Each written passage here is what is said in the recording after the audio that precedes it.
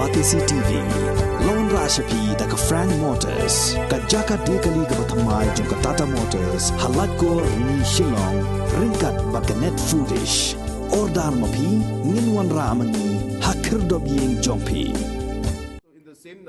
Menteri Rangba Kejelah Conrad ke Sangma ulalumia ke Jingïalang Jong baro ki sengsain pertai ki badana ke sarkar MDA bania Kren ya bon teli kiman hagani ke Jingïalang ula ong balaya Kren halor ka kampur kamsam hagaba om shimladan kinu ru ki sengsain pertai ki ban persya ya ke MOU ka balaya soi ha pedeng ka Meghalaya bat Assam bat om shimladan ru ki badang kwa bandang ya khli biang ya ka kaman ka balaya shakman Ulaya tu bakala don ru ke jing sngokia halor ka Common University Entrance Test hagaba menta ke sarkar India kala pelaj no ya ki college ki bemdei ki jong ke sarkar pedeng bat ki wei pat kimat haga jing Kren bat ki lat pathai ko bor halor ke jing yai beteng ke jing pensange thungkam thamai da ka Meghalaya High Court Conrad ula ong baka sarkar kan hab ban pendep shwa ya baro ki jing don kam ban pentre kam ya ka roster system bat hadin baladep ban le ya kata ka sarkar kan sala ban beteng ya jing thungkam.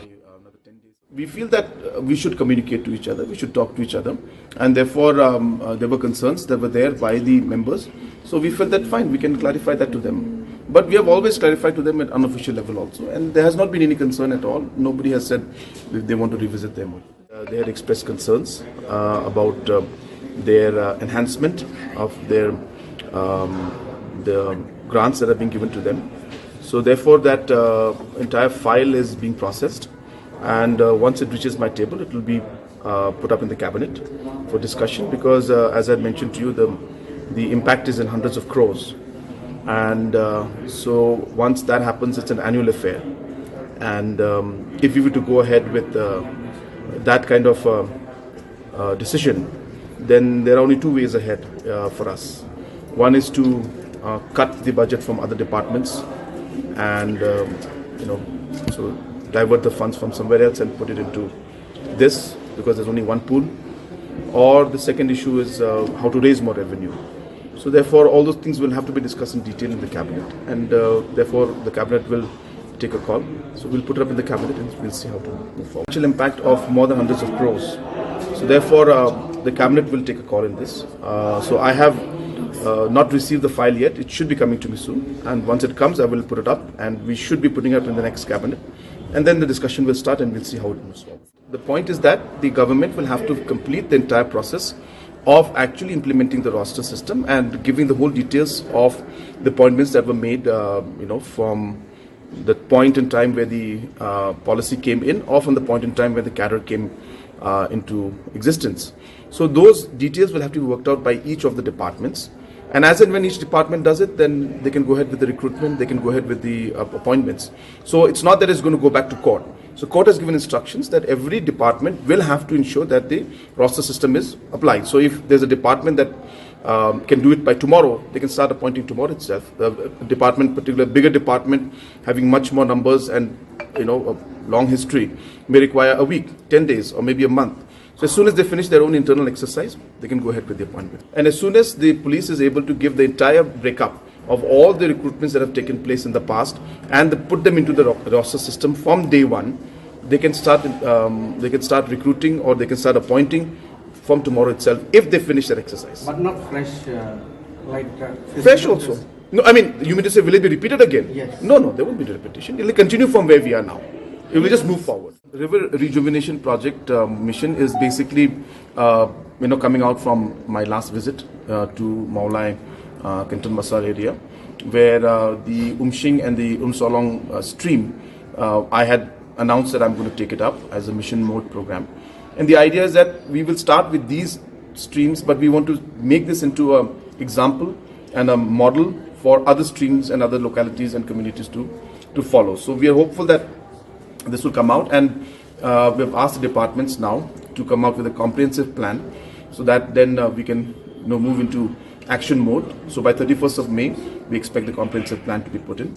But after this initiation was done, yesterday or day before yesterday, the departments had made a visit to the site, and they've met the concerned people, and they've done a preliminary study, and that was discussed today, and I have given a green signal to them to go ahead to make a comprehensive plan. So So in the same line, we have discussed about the issues of drugs. I have been visiting many localities in Shillong in the past, 2 months, and wherever I go, the elders in those localities, the Rangbashnongs and other members have always been mentioning to me about the menace of drugs and that the concerns that they're having. So based on that, we had called a meeting, and Home Department and Social Welfare were there, and we have again as I said, we have asked them also now to come up with a more detailed plan and more detailed report on what are the actions that have been taken and what are the proposals that they want and what support they need to make the activities even more aggressive. So from the police point of view, more machines, technology to be able to scan and be able to stop the entry itself in different locations. So if the technology is available, if more manpower is given, they'll be able to do so. I've asked them to make that report and submit to us by another 10 days time. Similarly, from the social welfare side, what are the actions and programs we have done for the preventive aspect, for the awareness aspect, and we've asked them also to now prepare a more detailed program on how each department, each organization, each headman, society, locality can play a role in ensuring that the awareness can be created about saying no to drugs. And third part is about the rehabilitation. So we reviewed all the aspects of rehabilitation, and we have felt that there's more need for more rehabilitation centers in certain areas which are seeing more of this impact of drugs. So all these aspects were discussed, and now after 10 days, all these different departments will come with a more detailed report, and then we'll be able to finalize on a proper plan of action. We'll be able to give rehabilitation, and if there are organizations and NGOs which are capable, which government can then support, it would be more meaningful at the end, because then the society would be involved in it. So as and when we'll wait for the comprehensive plan from the social welfare, and if they feel that we need to ask the department and the government to set it up, then definitely we'll look into that aspect also. But I would want that it would be in a PPP mode. It would be more meaningful, and I think the management would be better and it would run better, because the NGOs have a sense of purpose, and they're specifically doing this kind of aspect. So involving them, I feel, is more meaningful, and therefore I would want more NGOs to come forward, and we are ready to work with them and support them. And that's the comprehensive plan that I'm waiting for. So after 10 days, we'll sit down and we'll take a final. That is an aspect we'll have to examine. As I said, let the social welfare department come up with the comprehensive plan. Let us see the aspects of it, because all of that will have to then be kind of put into the policy. So at this point in time, I've noted your point down. So we'll see.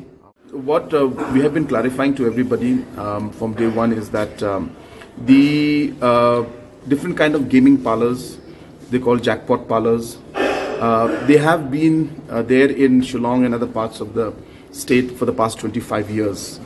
And these have been functioning without any rules, any laws or any regulation. And obviously that means that they're not paying any tax either. So that is the reason why this particular Gaming Act has been brought in to regulate these existing